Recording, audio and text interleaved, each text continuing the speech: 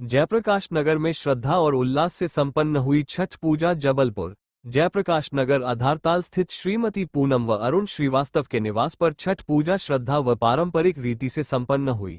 महिलाओं ने सूर्य देव को अर्घ्य अर्पित कर परिवार की सुख समृद्धि की कामना की। दीपों व सजावट से सजा पूजन स्थल भक्ति भाव से भरा रहा।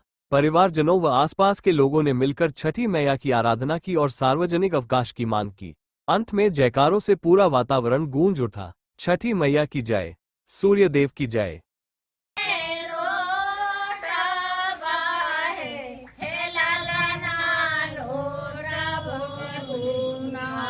खरना रहते हैं, तीसरे दिन हम लोग छठ पूजा करते हैं और तालाब जाते हैं, वहाँ हम लोग अर्घ वर्घ देते हैं और 4 बजे सवेरे उठ के हम लोग ठेकुआ बनाते हैं। खूब अच्छे से विधि विधान से ठेकुआ बनाते हैं, शुद्धता से। और फिर हम लोग घाट पर जाते हैं, फिर डूबता हुआ सूरज को पूजा करते हैं। फिर वहाँ पूजा करके फिर हम लोग यहाँ आते हैं, फिर अपने घर में भी पूजा वूजा करते हैं और कोसी वोसी भरते हैं, दिए हुए जलाते हैं।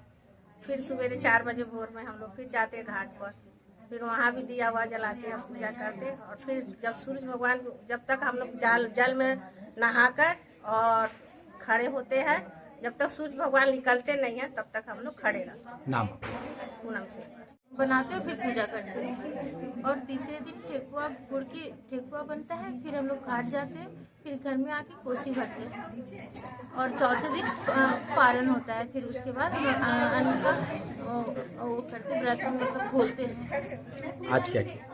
आज हम लोग सुबह से ठेकुआ, गुड़ का ठेकुआ बनाए और प्रसाद सब फल उल धो के फिर प्रसाद सजाए। फिर हम लोग पूरा दौरा सजा के घर लेके गए, घाट लेके गए और वहाँ घाट पूरा पूजन हुआ, अर्घ दिलाया। फिर यहाँ आकर हम लोग कोसिया भराया। फिर सुबह लेके कोसी लेके जाना है, वहाँ घाट पे कोसी भरना है, फिर व्रत खोलना है। नाम रिंकी श्रीवास्तव है वो पूरा प्रकृति से, हम प्रकृति को पूजते हैं और उसमें हम सूर्य की जो है पूजा करते हैं। और उसमें जो सूपा रहता है उसमें भी फल और धान और जितने भी कंदमूल हैं उसमें उन सबको पूजा जाता है। और सूर्य, नदी सभी को पूजा जाता है। और ये हमें फील करवाता है कि हम प्रकृति से किस तरह से जुड़े हैं। अगर प्रकृति है तो हम हैं, नहीं तो हमारा अस्तित्व कुछ नहीं।